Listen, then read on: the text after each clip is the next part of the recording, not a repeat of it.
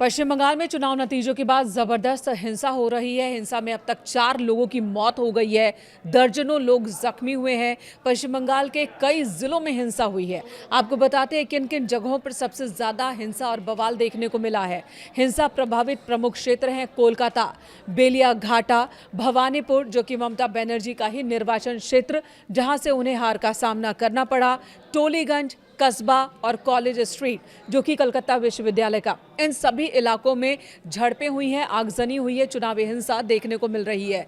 उत्तर 24 परगना में संदेशखाली के बामनघेरी में सुरक्षा बलों पर हमला हुआ। इसमें 5 सुरक्षाकर्मी जख्मी हो गए। कमरहाटी की बात करें या बरानगर की बात करें, यहां पर भी हिंसा हुई है।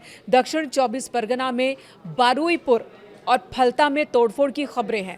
वहीं भांगड़ की बात करें, जहां पर एक टीएमसी कार्यकर्ता के घर से भारी मात्रा में विस्फोटक बरामद किए गए। कई जिलों में हिंसा हुई है। हुगली के खानाकुल में टीएमसी और आईएसएफ समर्थकों के बीच झड़प हुई है।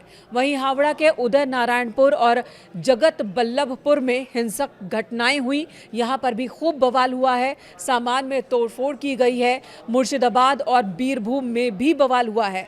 मुर्शिदाबाद के जियागंज में एक प्रतिमा को नुकसान पहुंचाया गया, जबकि बीरभूम के नानूर में राजनीतिक हत्या हुई, ऐसी खबरें आई हैं। आसनसोल और सिलीगुड़ी में भी हिंसा हुई है। आसनसोल के जमुड़िया में पार्टी कार्यालय में आग लगा दी गई। सिलीगुड़ी की बात करें तो यहां पर भी जमकर तोड़फोड़ हुई है।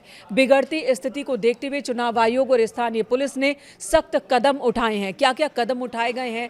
पुलिस की ओर से जीरो टॉलरेंस की नीति अपनाई जा रही है और क्या फरमान जारी किए गए हैं, ये आपको बता दें। उससे पहले जान लीजिए कि कई जगहों पर टीएमसी के नेताओं ने बीजेपी नेताओं पर आरोप लगाए हैं कि बीजेपी के नेताओं ने उनके साथ मारपिटाई की है। हालांकि एक वीडियो वायरल हो रहा है जिसमें एक महिला सिर पर पट्टी बांधकर मीडिया के सामने आती है और आरोप लगाती है कि बीजेपी के नेताओं ने उन्हें मारा है, उनका सिर फोड़ दिया है। लेकिन इसी बीच वहां मौजूद भीड़ ने सिर से पट्टी हटा दी और पोल खुल गई। टीएमसी की वो कार्यकर्ता झूठी बातें कह रही थी, उनके सर पर चोट का निशान नहीं मिला है। इसी बीच कई जगहों पर बीजेपी नेताओं पर अटैक किए गए और हिंसक तोड़फोड़ हुई है। कई अलग अलग जगहों पर सुरक्षा बलों से भी झड़प की खबरें आ रही है। अब इसे लेकर तुरंत ही गिरफ्तारी के आदेश दे दिए गए हैं। मुख्य चुनाव आयुक्त ज्ञानेश कुमार ने हिंसा और तोड़फोड़ में शामिल लोगों को तुरंत गिरफ्तार करने के निर्देश दिए हैं। चुनाव आयोग ने राज्य के मुख्य सचिव और डीजीपी को हिंसा के प्रति जीरो टॉलरेंस नीति अपनाने और सुरक्षा बलों की मौजूदगी बढ़ाने के निर्देश दिए। केंद्रीय बलों की तैनाती और सख्त कर दी गई है। शांति व्यवस्था बनाए रखने के लिए केंद्रीय सशस्त्र पुलिस बल यानी कि सीएपीएफ की 500 से अधिक कंपनियों की तैनाती की गई है। राज्य भर में ये तैनाती की गई है। साथ ही चुनाव के दौरान तो ये थे ही, चुनाव के बाद भी अभी 1 महीने तक लगभग रहेंगे। 24 घंटे फ्लैग मार्च के निर्देश इन सभी को दिए गए हैं। वहीं पुलिस जांच में विभिन्न जिलों में पुलिस ने तोड़फोड़ और हत्या के मामलों में जांच शुरू कर दी है। एफआईआर भी दर्ज की गई है। पुलिस की ओर से सख्त फरमान जारी कर दिया गया है कि विजय जुलूस कहीं पर भी नहीं होने देंगे। खासकर बुलडोजर पर विजय जुलूस तो नहीं निकलने देंगे।